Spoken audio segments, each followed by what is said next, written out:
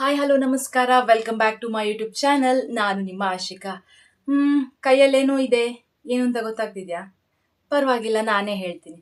ಇದು ಲಿಂಬೆ ಹಣ್ಣಿನ ಉಪ್ಪಿನಕಾಯಿ. ಕೈಯಲ್ಲಿ ನಿಂಬೆ ಹಣ್ಣಿನ ಉಪ್ಪಿನಕಾಯಿ ಜಾರ್ ಹಿಡ್ಕೊಂಡಿದ್ದೇನೆ ಅಂದಮೇಲೆ ನಿಮ್ಗೆ ಆಲ್ರೆಡಿ ಗೊತ್ತಾಗಿರ್ಬೇಕಲ್ಲ. ಇವತ್ತು ನಾವು ಹೇಳ್ಕೊಡ್ತಿರೋ ರೆಸಿಪಿ ನಿಂಬೆ ಹಣ್ಣಿನ ಉಪ್ಪಿನಕಾಯಿ. ನಿಮ್ಗೆ ಹೇಗೂ ಗೊತ್ತಾಗಿದೆ ಅಂದಮೇಲೆ ಇನ್ಯಾಕೆ ಲೇಟ್ ಮಾಡೋದು, ಶುರು ಮಾಡೋಣ ಅಲ್ವಾ? Let's go. ನಿಂಬೆ ಹಣ್ಣಿನ ಉಪ್ಪಿನಕಾಯಿ ಮಾಡೋಕ್ಕೆ ತುಂಬ ಐಟಮ್ಸ್ ಏನೂ ಬೇಕಾಗಿಲ್ಲ. ಹಸಿರು ಮೆಣಸಿನ್ಕಾಯಿ, ಗಾಂಧಾರಿ ಮೆಣಸು, ಶುಂಠಿ, ಲಿಂಬೆ ಮತ್ತು ಒಂದು ಸ್ವಲ್ಪ ಉಪ್ಪು ಸಾಕು. ಫಸ್ಟಿಗೆ ನಿಮಗೆ ಬೇಕಾಗಿರೋ ಆಕಾರಕ್ಕೆ ಲಿಂಬೆ ಹಣ್ಣನ್ನು ಕಟ್ ಮಾಡಿಟ್ಕೊಳ್ಳಿ. ದೊಡ್ಡದಾದರೂ ಪರವಾಗಿಲ್ಲ, ಚಿಕ್ಕ ಸೈಜಲ್ಲಾದರೂ ಪರವಾಗಿಲ್ಲ. ನಾನಿಲ್ಲಿ ಮೀಡಿಯಮ್ ಸೈಜಲ್ಲಿ ಕಟ್ ಮಾಡಿಟ್ಕೊಳ್ತಾ ಇದ್ದೀನಿ. ಇದ್ರ ಜೊತೆಗೆ ನಿಮಗೆ ಉಪ್ಪಿನಕಾಯಿಗೆ ಹಸಿರು ಮೆಣಸು ಹಾಕ್ಕೋಬೋದು, ಗಾಂಧಾರಿ ಮೆಣಸು ಹಾಕ್ಕೋಬೋದು. ನಾವಿವತ್ತು ಎರಡನ್ನು ಮಿಕ್ಸ್ ಮಾಡಿ ಹಾಕ್ತಾ ಇದ್ದೀವಿ, ಯಾಕಂದರೆ ಸ್ವಲ್ಪ ರುಚಿ ಡಿಫ್ರೆಂಟ್ ಆಗಿರಲಿ ಅಂತ. ಹಸಿರು ಮೆಣಸಿನ್ಕಾಯಿ ಮತ್ತು ಗಾಂಧಾರಿ ಮೆಣಸು ಎರಡನ್ನು ಚಿಕ್ಕ ಚಿಕ್ಕದಾಗಿ ಕಟ್ ಮಾಡಿಟ್ಕೋಬೇಕು. ಹಾಗೆ ಶುಂಠಿನೂ ಕೂಡ ತುಂಬ ಚಿಕ್ಕದಾಗಿ ಕಟ್ ಮಾಡಿಟ್ಕೊಳ್ಳಿ.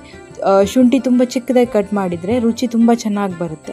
ಕಟ್ ಮಾಡಿಟ್ಕೊಂಡಿರೋ ಲಿಂಬೆ, ಆಮೇಲೆ ಮೆಣಸಿನ್ಕಾಯಿ, ಶುಂಠಿ, ಆಮೇಲೆ ಮೇಲ್ಗಡೆ ಸ್ವಲ್ಪ ಉಪ್ಪು.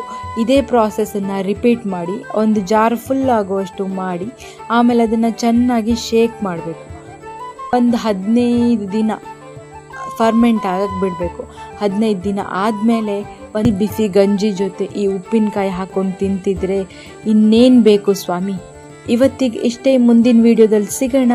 ನಮಸ್ಕಾರ.